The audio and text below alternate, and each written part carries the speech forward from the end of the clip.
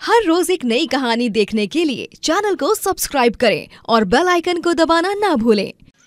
बसंतपुर कहकर एक गांव में टुनटुन मौसी रहती हैं। टुनटुन का इस दुनिया में कोई नहीं होता है और वो अकेली ही गांव में अपने एग सैंडविच ढाबे को चलाते हुए अपना गुजर बसर कर रही होती हैं।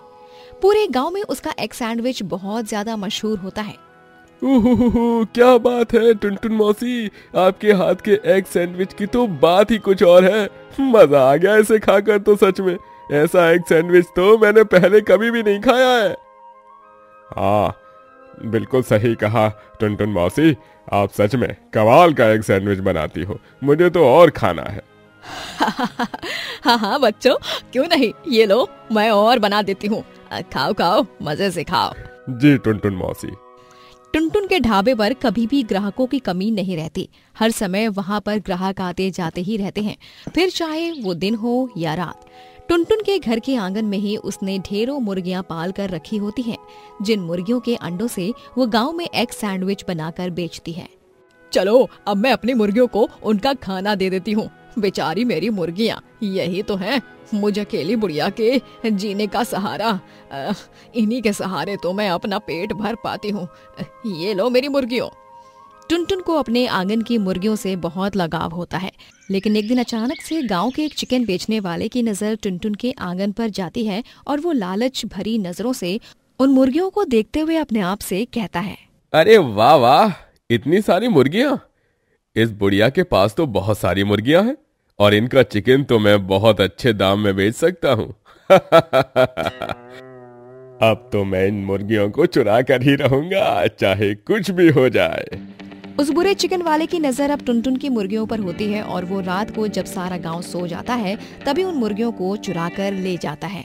अगली सुबह, हे भगवान, मेरी सारी मुर्गियां कहाँ चली गई? पुष्पा, तुमने मेरी मुर्गियों को देखा क्या?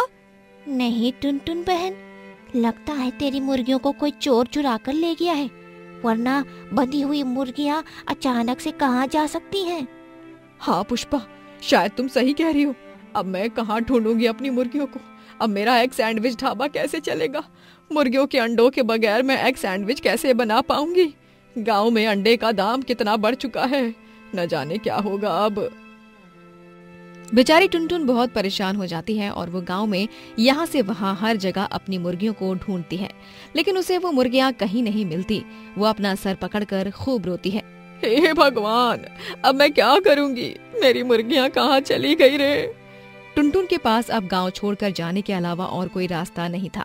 वो गांव छोड़कर शहर चली जाती है और वहाँ पर वो काम ढूंढने लगती है।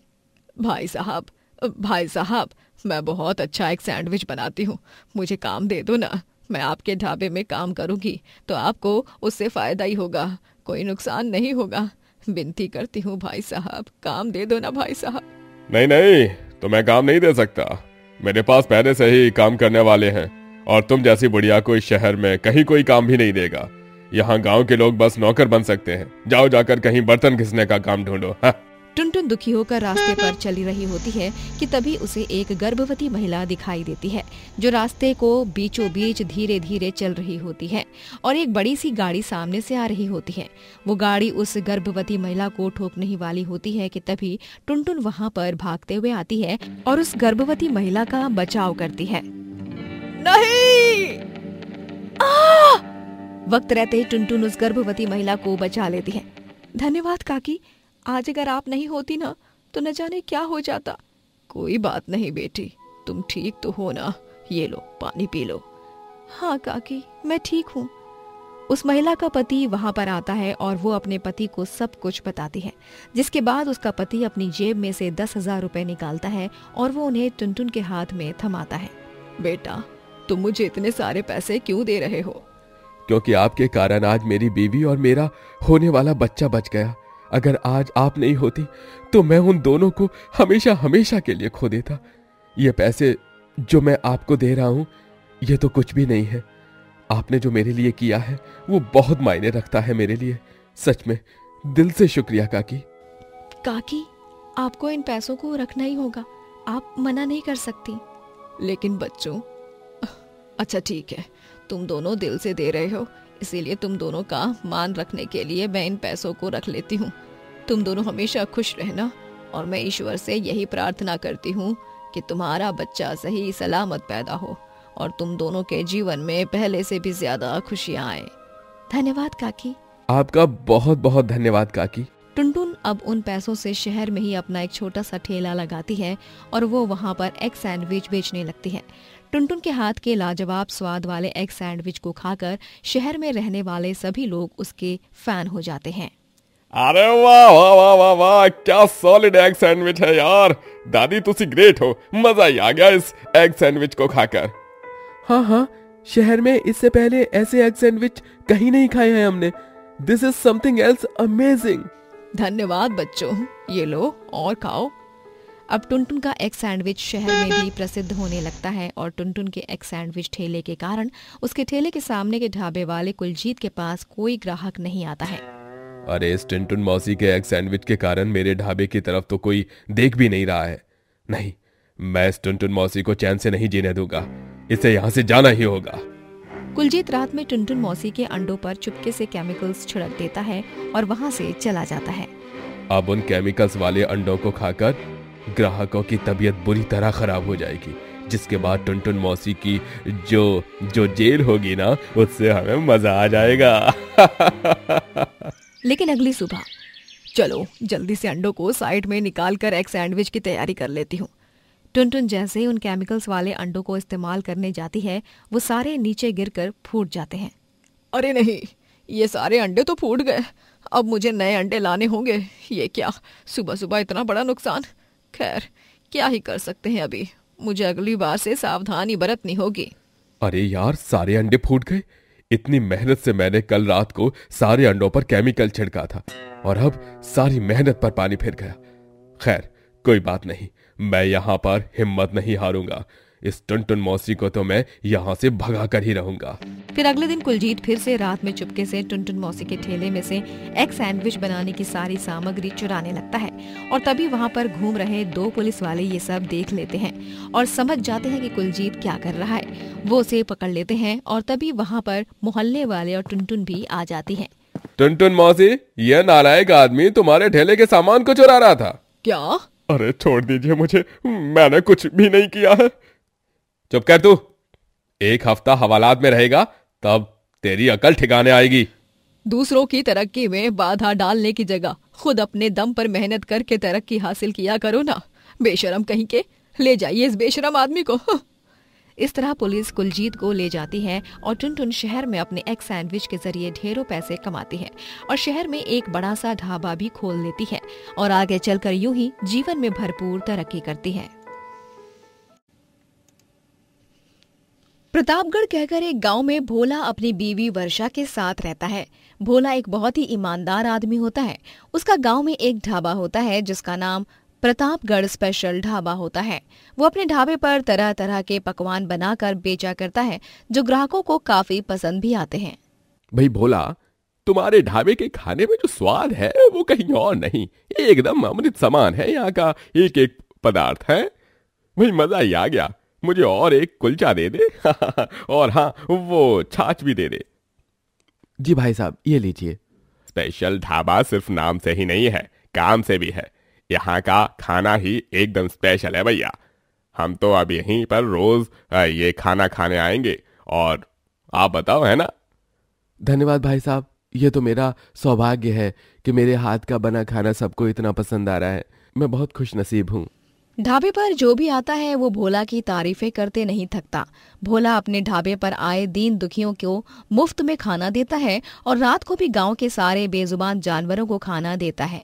जहां एक तरफ भोला अपने काम से संतुष्ट था, वहीं उसकी बीवी वर्षा संतुष्ट नहीं थी।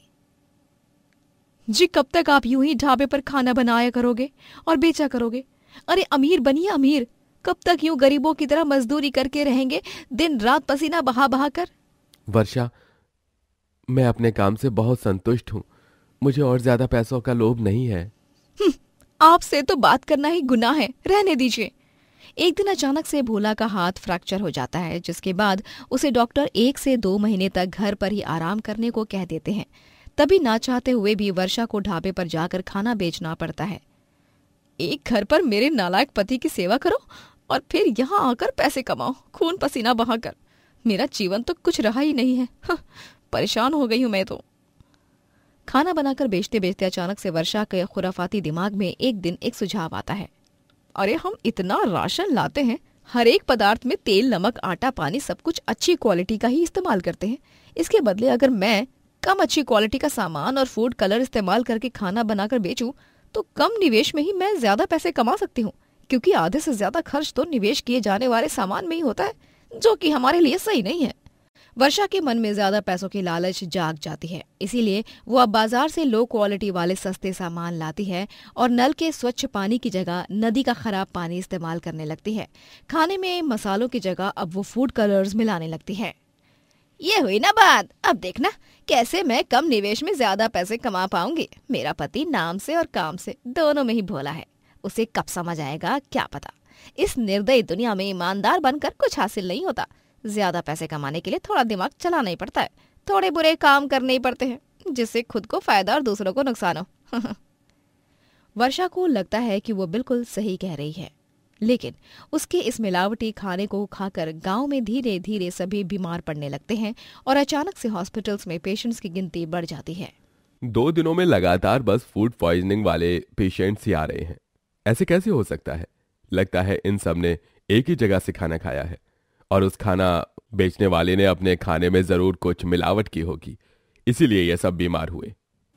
एक रोज जब वर्षा गांव के रास्ते से गुजर रही होती है, तभी वो एक पेड़ के नीचे कुछ आदमियों को बतियाते हुए सुन लेती है।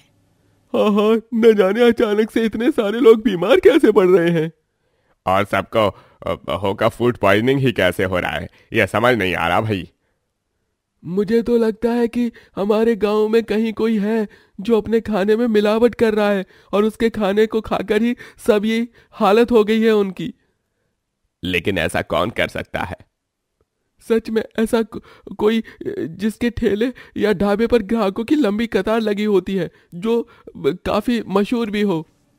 हे भगवान, गांव वालों को अब धीरे धीरे मुझ पर शक होने लगा है। कहीं इन्होंने फूड इंस्पेक्टर को मेरे ढाबे पर बुलाकर मुझे पुलिस के हवाले कर दिया तो? ना बाबा ना, मेरे तो लेने के देने पड़ जाएंगे और मैं ऐसा हरगिज नहीं होने दूंगी। वर्षा उस रात अपने ढाबे में रखा सारा मिलावटी वाला सामान इकट्ठा करती है और फेंकने जाती है। तभी उसके मन में ख्याल आता है, 1 मिनट, इस सामान को फेंकने से बेहतर यही होगा कि मैं हमेशा हमेशा के लिए ये गाँव ही छोड़ दूं। भोला का क्या है, भोला से तो वैसे भी मैं परेशान हो चुकी हूँ। अब मैं दूसरे गांव में जाकर ऐसे ही अपना एक छोटा सा ठेला लगाऊंगी, जहाँ पर मिलावट करके खाना बेचूंगी और 2 गुने पैसे कमाऊंगी। हाँ, यही सही रहेगा। वाह वर्षा वाह, क्या तिकड़म सोचा है तूने। वर्षा उस रात गांव से भागने की फिराक में होती है, लेकिन उसे ये नहीं पता होता कि उस रात अकेले में की गई ये सारी बातें भोला ने पीछे से आकर सुन ली है। भोला, तो तुम यहाँ पर? तुम्हें क्या लगा वर्षा, तुम भागना चाहोगी और इतनी आसानी से भाग भी जाओगी अपने पति को धोखा देकर? हाँ, गांव के लोगों को बीमार करके इतनी आसानी से भाग जाओगी? बिल्कुल भी नहीं। अब तुम्हारा सच मेरे सामने आ गया है और अब सभी गांव वालों के सामने भी आएगा। भोला चिल्लाने लगता है और वहां पर गांव वाले इकट्ठा हो जाते हैं और वो वर्षा को पकड़ लेते हैं और थोड़ी देर में पुलिस को बुलाया जाता है। अच्छा, तो ये है वो मोहतरमा जिनके कारण पूरा गांव पीड़ित हो चुका है। हाँ? तुम्हें शर्म नहीं आई ये सब करते हुए? तुम मेरी बीवी हो, लेकिन लालच है तुम पर वर्षा। अपने लालच के लिए तुमने दूसरों की जान के साथ खिलवाड़ करना चाहा। छी! अरे एक तरफ भोला भाई इतने ईमानदार हैं और एक तरफ तुम। इंस्पेक्टर साहब, इस लालची ये ढाबे वाली औरत को तो कड़ी से कड़ी सजा मिलनी चाहिए। ये सब सही कह रहे हैं। जब मैं था, मैं अपने हर ग्राहक को इतनी इज्जत करता था। अरे अपने जेब से 2 पैसे गए तो कोई शिकवा नहीं, लेकिन ढाबे पर आए हुए ग्राहक खुशी खुशी पेट भर खाना खाकर जाना चाहिए, ये सोच रखता था मैं। इसीलिए लक्ष्मी जी मुझसे प्रसन्न होती थी। लेकिन तुम ऐसे गलत कर्म करोगी तो हम तो क्या, स्वयं भगवान भी तुम्हें माफ नहीं करेंगे। हाँ। अपना पर्दाफाश होने के बाद वर्षा काफी डर जाती है और वो बिलक बिलक कर रोने लगती है और हाथ जोड़कर सबसे विनती करती है, मुझे माफ कर दीजिए, मुझसे बहुत बड़ी भूल हो गई है। मैं अपने लालच में अंधी हो गई थी। कुछ समझ नहीं आ रहा था मुझे, बस पैसा ही नजर आ रहा था। माफ कर दीजिए भोला जी, आप तो समझाइए इन सबको, मैं दोबारा ऐसा नहीं करूंगी। बंद करो अपने ये मगरमच्छ के आंसू बहाना। अरे हद होती है ये, लेकिन तुमने लोभी होकर सारी सीमाएं पार कर दी हैं वर्षा। ले जाइए इसे गिरफ्तार करके इंस्पेक्टर साहब। नहीं, मुझे मत ले जाइए, मुझे अपनी गलती को सुधारने का एक आखिरी मौका दे दीजिए। सुनिए तो, मुझे मत ले जाइए। पुलिस वर्षा को गिरफ्तार करके ले जाती है, जिसके बाद 2 महीनों बाद अपना हाथ ठीक होने पर भोला फिर से अपना ढाबा शुरू करता है और गांव वाले भोला की कमाई हुई ईमानदारी के चलते उसकी ढाबे पर फिर से खाना खाने आने लगते हैं। दोस्तों, अगर आपको ये कहानी पसंद आई तो लाइक करें, शेयर करें और कमेंट करके बताएं कि कहानी में आपको सबसे अच्छा क्या लगा।